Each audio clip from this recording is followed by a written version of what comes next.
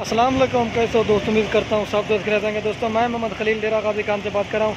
ये दोस्तों एक गब्बन बकरी जा रही है पिंडी शिराज भाई के पास। दोस्तों उसने ऑनलाइन पैसे भिजवा देते हैं, अल्हम्दुलिल्लाह कार को करते।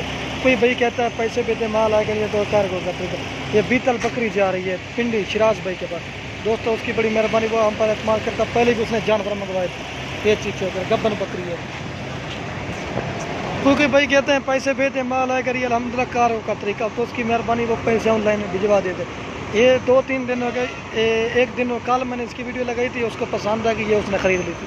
ये चीज़ें चेक करें, जो भाई पहले रब्ता करें इंशाल्लाह उसी का सौदा करते हैं।